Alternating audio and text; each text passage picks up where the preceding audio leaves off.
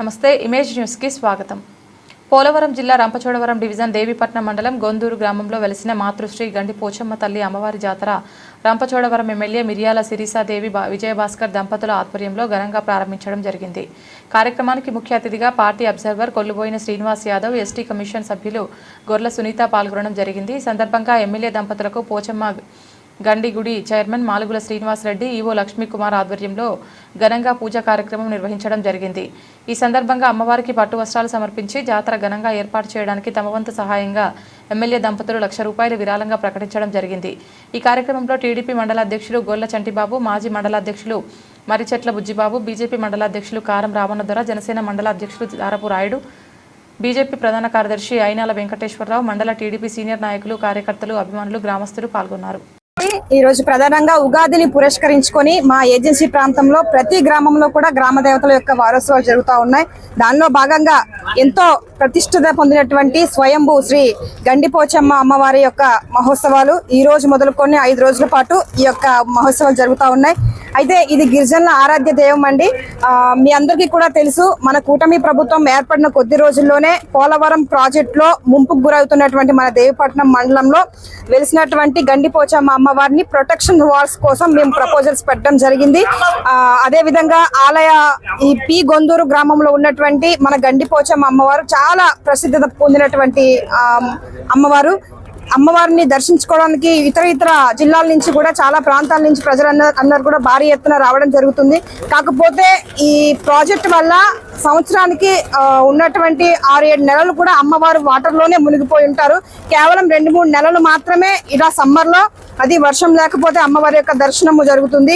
ఇటు రీతిగా మేము ప్రభుత్వం దృష్టికి తీసుకెళ్లగానే కర్ణాటకలో సంగమేశ్వర స్వామికి ఏ విధంగా అయితే అక్కడ ఫ్లడ్ లో ఉన్నటువంటి ఆ సంగమేశ్వర స్వామికి ప్రొటెక్షన్స్ వాల్స్ ఏ విధంగా ఆ టెంపుల్ ని రక్షించారో అతి విధిగానే మన రాష్ట్రంలో కూడా దేశంలో ఎక్కడ లేని విధంగా ఈ యొక్క టెంపుల్ డెవలప్మెంట్ కి కూడా మన ప్రభుత్వం ఎంతగానో కృషి చేస్తుంది. దాని నిమిత్తం 207 కోట్ల రూపాయలు మనకి పోలవరం ప్రాజెక్టులో ఇంక్లూడ్ చేసి దీని డెవలప్మెంట్ కోసం మన కూటమి ప్రభుత్వం, మన కేంద్ర ప్రభుత్వాలు ఎంతగానో సహకరిస్తూ ఉన్నాయి.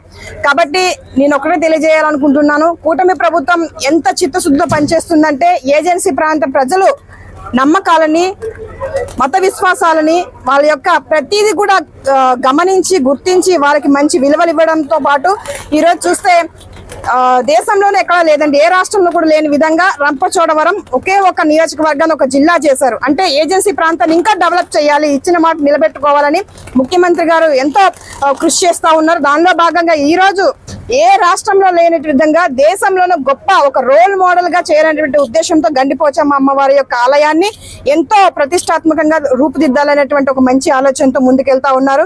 రాబోయే రోజుల్లో పర్యాటకంగా ఈ ప్రాంతం అభివృద్ధి చెందుతుంది. దాంతో పాటు మా గిరిజనుల యొక్క ఆరాధ్య దైవం కూడా అనేక మంది భక్తులు వచ్చి సందర్శించుకొని అమ్మవారి యొక్క దీవెనలు, ఆశీర్వాదాలు పొందుతూ ఉన్నారు.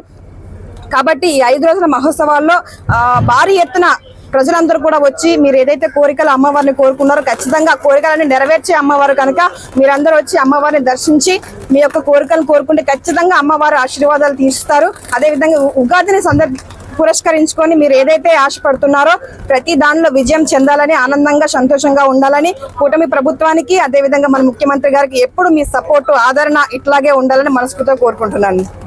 ఉగాది ముందు రోజుగానే మన ముఖ్యమంత్రి గారు ఎవరైతే బాధితులు ఉన్నారో పోలవరం ప్రాజెక్టుకి సర్వం త్యాగం చేసినటువంటి నిర్వాసితులను పిలిచి ఉగాది ముందు రోజు నాడే 250 కోట్ల రూపాయలని నిధుల్ని విడుదల చేయడం జరిగింది. దానిలో మీకు తెలుసు 2025 జనవరిలో సంక్రాంతి కానుకగా ఒక 900 కోట్లు, తర్వాత ఉగాది మళ్ళీ దీపావళికి ఇంకో 900 కోట్లు రెండో విడత, ఇప్పుడు మూడో విడత కింద 250 కోట్లు ఉగాది సందర్భంగా రిలీజ్ చేయడం జరిగింది. దాదాపుగా 2000 కోట్లు పైనే మనకి పోలవరం నిర్వాసితులకి ఏదైతే ఇస్తామన్న మాట ప్రకారంగా మన ముఖ్యమంత్రి గారు ఇవ్వడం జరుగుతూ ఉంది. రాబోయే రోజుల్లో ఇంకా ఎవరైతే ఉన్నారో వారందరికీ కూడా పూర్తి స్థాయిలో ఇచ్చి 2027 లోపే ఈ యొక్క పోలవరం ప్రాజెక్ట్ ని పూర్తి చేసి రాష్ట్రాన్ని సస్యశ్యామం చేయాలి, జాతికి అంకితం చేయాలనేటువంటి ఒక మంచి ఆలోచనతో మన ముఖ్యమంత్రి గారు ఉన్నారు.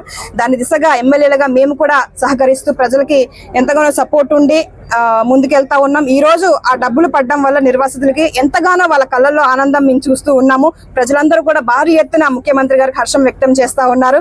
కనుక దీన్ని గమనించాలని ప్రజలందరూ కోరుకుంటా ఉన్నాం. అదేవిధంగా అమ్మవారి గండిపోచమ్మ అమ్మవారి యొక్క మహోత్సవాల్లో ఎమ్మెల్యేగా మేము భార్యాభర్తలు ఇద్దరం కూడా అమ్మవారికి ₹1,00,000 విరాళంగా ఇవ్వడం జరిగిందండి.